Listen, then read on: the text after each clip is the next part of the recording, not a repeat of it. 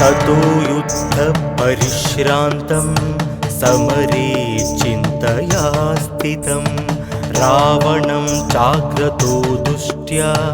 युद्धाय समुपस्थितं दैवतेश्च समागम्य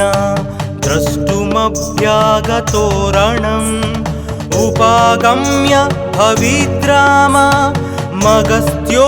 भगवान् ऋषिः राम राम महाबाहो शृणु गुह्यं सनातनं येन सर्वान् नरीन् वत्सा తాకట్లో ఉన్న మీ బంగారాన్ని విడిపించి ఆ రోజు ఆన్లైన్ రేటుకి కొంటాం. Sharma gold company. సమరే విజయిష్యసి ఆదిత్య హృదయం పుణ్యం సర్వశత్రు వినాశనం జయావహం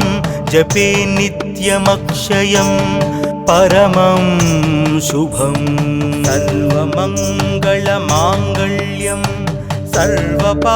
सर्वपापप्रणाशनं चिन्ताशोकप्रशमना मयूर्वर्धनमुत्तमम् रश्मिमन्तं समुद्यन्तं देवासुर नमस्कृतं पूजयस्व विवस्वन्तं भास्करं भुवनेश्वरम् सर्वदेवतात्मको हेश तेजस्वी रश्मिभावनः एष देवासुरगणान् लोकान् पातिगवस्तिभिः एष ब्रह्मश्च विष्णुश्च शिवस्कन्दः प्रजापतिः महेन्द्रो धनदः कालो यमः सोमो ह्यपाम्पतिः वसवः सान्ध्या हस्विनौ मारुतो मनुः वायुर्वह्नि प्रजाः प्राणा ऋतुकर्ता प्रभाकरः आदित्यः सविता सूर्याः खगः पूषा गपस्तिमान् सुवर्णसदृशो भानुः सुवर्णरेता दिवाकरः हरिद्वसा सहस्रार्ची सप्तसप्तिर्मरीचिमान् तिमिरोन्मथन शम्भु सप्ताष्टमार्ताण्डां सुमान् हिरण्यगर्भशिशिर सप्तनो भास्करो रविः अग्निगर्भोदितेः पुत्रा शङ्कः शिशिरनाशनः व्योमनाथस्तमो वेधी रुग्मजु सामपारगः घनवृष्टि रपामित्रो विन्ध्यावीधिप्लवङ्गमः आतपी मण्डली मृत्युः पिङ्गलः सर्वतापनः रविर्विशो महातेजो रक्तः सर्वभवोद्भवः नक्षत्र ग्रहतारणा मधिपो विश्वभावनः तेजसामपि तेजस्वी द्वादशात्मान् नमोऽस्तु ते नमः पूर्वाय गिरये पश्चिमायाद्रये नमः ज्योतिर्गणानां पतये दिनाधिपतये नमः जयाय जयभद्राय हर्यस्वाय नमो नमः नमो नमः सहस्रांशो आदित्याय नमो नमः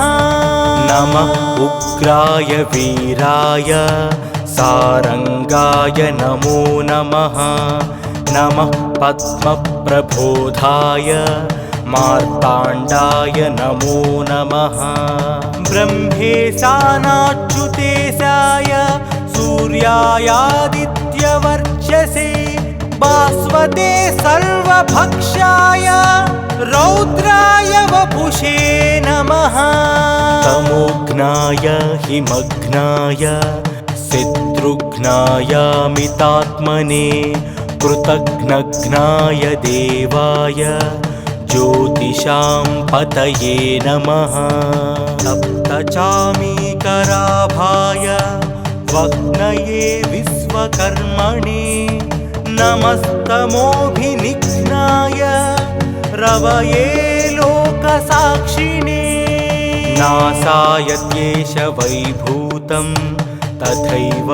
सृजति प्रभुः व्यायत्येष तपत्येष वर्षत्येष गभस्तिभिः येष सुप्तेषु जाग्रत्ति भूतेषु परिनिष्ठतः येष चैवाग्निहोत्रं च फलं चैवाग्निहोत्रिणा वेदाश्च क्रतवश्चैव क्रतूनां फलमेव च यानि कृत्यानि लोकेषु सर्वयेषु रविः प्रभुः येन मापत्सु कृत्येषु कान्तारेषु भयेषु च कीर्तियन् पुरुषः कश्चिन्नावसीदति राघवा पूजया स्वैनमेकाग्रो देवदेवं जगत्पतिम् एतत्त्रिगुणितं जप्त्या युद्धेषु विजयिष्यसि अस्मिन् क्षणे महाबाहो रावणं त्वं वदिष्यसि एवमुक्त्या तदागस्तो जगाम च यथागतम् एतच्छ्रुत्वा महातेजा नष्टशोको भवत्तदा धारयामास सुप्रीतो राघवः प्रयतात्मवान् आदित्यं प्रेक्ष्य जप्त्यातु परं हर्षमवाप्तनवान् विराचम्या शुचित् भूत्वा धनुरादाय वीर्यवान् रावणं प्रेक्ष्य हुष्टात्मा युद्धाय समुपागम सर्वयत्नेन महतावधे तस्य धृतोऽभवत् अधरविवदनिरीक्षा रामं मुदितमानः परमं प्रहृष्यमाणः निशिचरपति संशयं विदित्वा सुरगणमध्यगतोत्सर्वरेति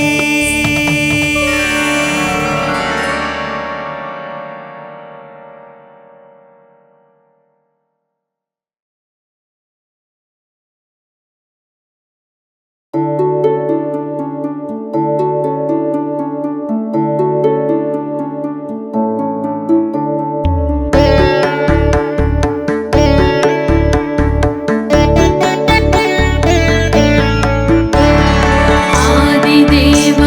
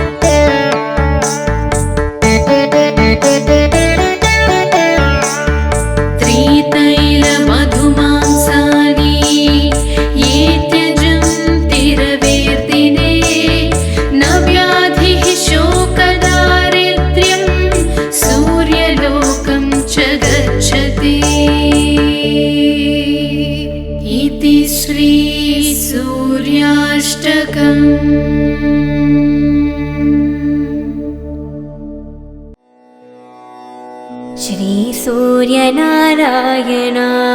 మేలుకు హరి సూర్యనారాయణ మేలుకు శ్రీ సూర్యనారాయణ మేలుకు హరి సూర్యనారాయణ మేలుకు పొడుస్తూ బాణుడు పున్న పువ్వు ఛాయ పున్న పువ్వు మీద పొగడా పువ్వు ఛాయ పొడుస్తూ బాణుడు పున్న పువ్వు ఛాయ పున్న పువ్వు మీద పొగడా పువ్వు ఛాయ శ్రీ సూర్యనారాయణ మేలుకు హరి సూర్యనారాయణ మేలుకు శ్రీ సూర్యనారాయణ మేలుకు హరి సూర్యనారాయణ మేలుకో ఉదయిస్తూ బాణుడు ఉల్లి పువ్వు ఛాయ ఉల్లి పువ్వు మీద ఉగ్రంపు పొడి ఛాయ ఉదయిస్తూ బాణుడు ఉల్లి పువ్వు ఛాయ ఉల్లి పువ్వు మీద ఉగ్రంపు పొడి ఛాయ శ్రీ సూర్యనారాయణ మేలుకు హరి సూర్యనారాయణ మేలుకు శ్రీ సూర్యనారాయణ మేలుకు హరి సూర్యనారాయణ మేలుకు గడి ఎక్కి బాణుడు కండబా పువ్వు ఛాయ కంబా పువ్వు మీద కాకరి పువ్వు ఛాయ గడి ఎక్కి బాణుడు కంబ పువ్వు ఛాయ కంబ పువ్వు మీద కాకారి పువ్వు ఛాయ శ్రీ సూర్యనారాయణ మేలుకు హరి సూర్యనారాయణ జామెక్కి బాణుడు జాలి పువ్వు ఛాయ జాలి పువ్వు మీద సంపంగి పూఛాయ జామెక్కి బాణుడు జాజి పువ్వు ఛాయ జాజి పువ్వు మీద సంపంగి పూఛాయ శ్రీ సూర్యనారాయణ మేలుకు హరి సూర్యనారాయణ మేలుకు శ్రీ సూర్యనారాయణ మేలుకు హరి సూర్యనారాయణ మేలుకు మధ్యాహ్న బాణుడు మల్లె పువ్వు ఛాయ మల్లె పువ్వు మీద మంకేన పూఛాయ మధ్యాహ్న బాణుడు మల్లె పువ్వు ఛాయ మల్లె పువ్వు మీద మంకెన్న పూఛాయ శ్రీ సూర్యనారాయణ మేలుకు హరి సూర్యనారాయణ మేలుకు శ్రీ సూర్యనారాయణ మేలుకు హరి సూర్యనారాయణ మేలుకు ముద్దు జాముల బాణుడు ముగలి పువ్వు ఛాయ ముగలి పువ్వు మీద ముత్యము పూఛాయ ముత్తుల జాముడు బాణుడు ముగలి పువ్వు ఛాయ ముగలి పువ్వు మీద ముత్యంపు పూఛాయ శ్రీ సూర్యనారాయణ మేలుకు హరి సూర్యనారాయణ మేలుకు శ్రీ సూర్యనారాయణ మేలుకు హరి సూర్యనారాయణ మేలుకు అష్టమాన బాణుడు ఆవు పూఛాయ ఆవు పువ్వు నందల అద్దంపు పూఛాయ అష్టమాన బాణుడు ఆవు పూఛాయ ఆవు పువ్వు మీద అద్దమ్ము పూఛాయ श्री सूर्यनारायण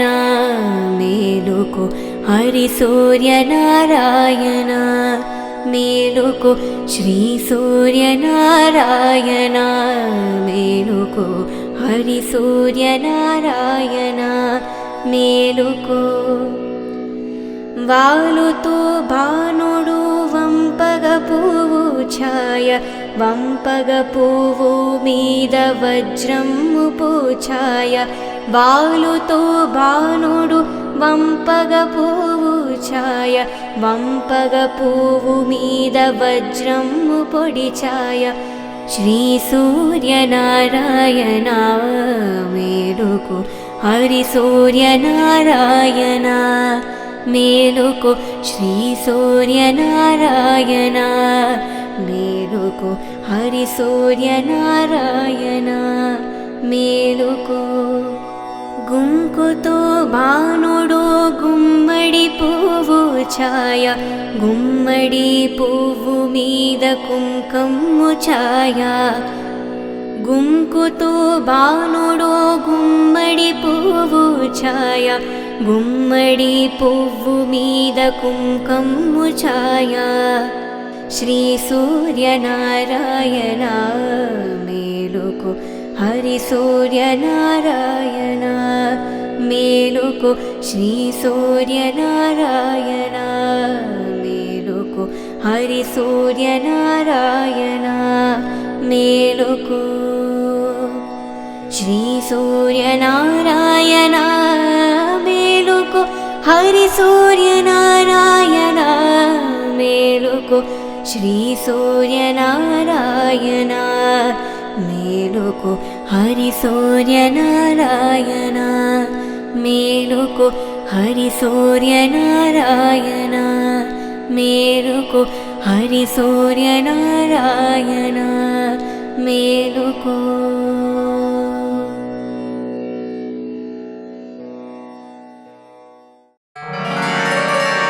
ततो युद्धपरिश्रान्तं समरे चिन्तया स्थितं रावणं चाग्रतो दुष्ट्या युद्धाय समुपस्थितं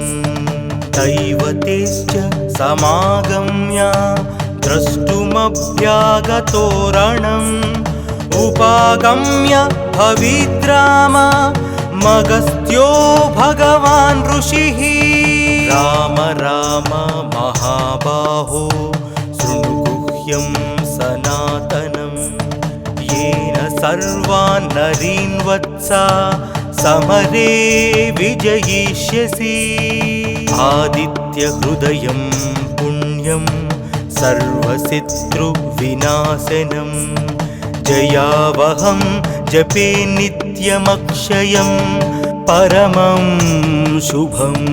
सर्वमङ्गलमाङ्गल्यं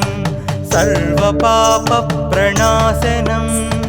चिन्ताशोकप्रशमना मयूर्वर्धनमुत्तमम्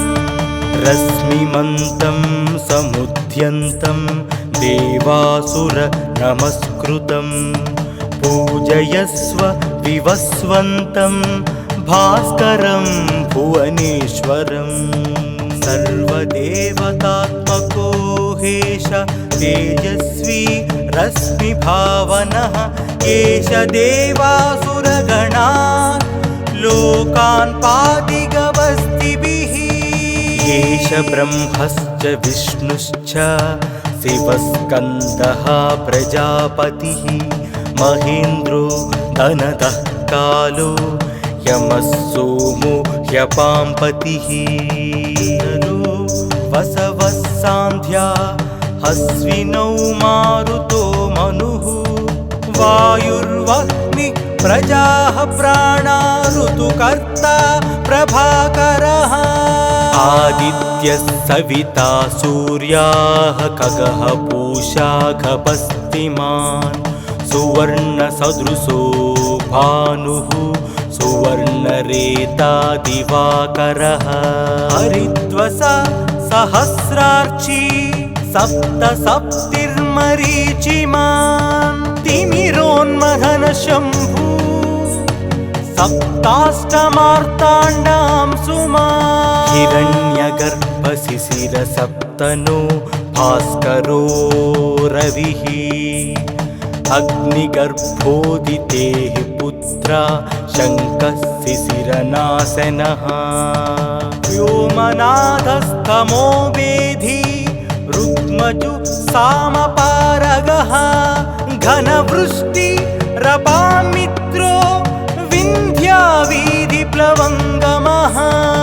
आतपी मण्डली मृत्युः पिङ्गलः सर्वतापनः रविर्विशो महातेजो रक्तः सर्वभवोद्भवः नक्षत्रग्रहतारणा मधिपो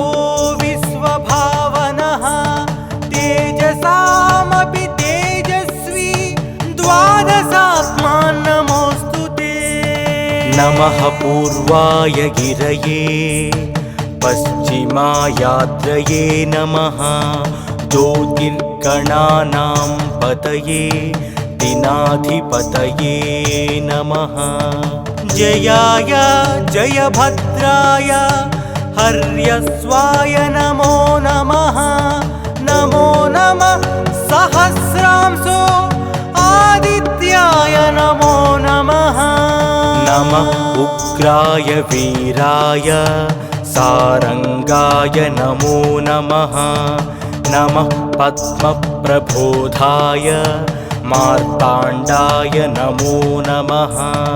ब्रह्मेशानाच्युतेशाय सूर्यायादित्यवर्चसे भास्वते सर्वभक्षाय रौद्राय वपुषे नमः तमोघ्नाय हिमघ्नाय शत्रुघ्नायामितात्मने कृतघ्नघ्नाय देवाय ज्योतिषां पतये नमः सप्तचामीकराभाय वग्नये विश्वकर्मणे नमस्तमोभिनिघ्नाय रवये लोकसाक्षिणे नासाय द्वेष वैभूतं तथैव सृजति प्रभुः व्यायत्येष तपत्येष वर्षत्येष गभस्तिभिः येष सुप्तेषु जाग्रत्ति भूतेषु परिनिष्ठतः येष चैवाग्निहोत्रं च फलं चैवाग्निहोत्रिणा वेदाश्च क्रतवश्चैव क्रतूनां फलमेव च यानि कृत्यानि लोकेषु सर्वयेषु रविः प्रभुः येन मापत्सु कृत्येषु कान्तारेषु भयेषु च कीर्तियन् पुरुषः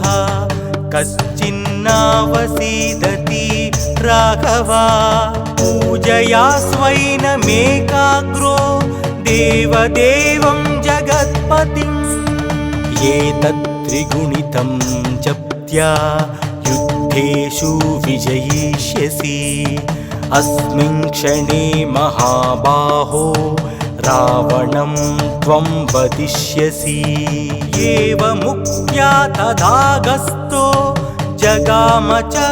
यथागतम् एतच्छत्वा महातेजा नष्टशोको भवत्तदा धारयामास सुप्रीतो राघवः प्रयतात्मवान् आदित्यं प्रेक्ष्य जप्त्यातु परं हर्षमवाप्तनवान् विराचम्या शुचिर्भूत्वा धनुरादाय वीर्यवान् रावणं प्रेक्ष्य हृष्टात्मा युद्धाय समुपागम सर्वयत्नेन महतावधे तस्य धृतोऽभवत् अधरविवद निरीक्षा रामं मुदितमानः परमं प्रहृष्यमाणः निशीचरपति संशयं विदित्वा सुरगणमध्यगतोत्सर्वरेति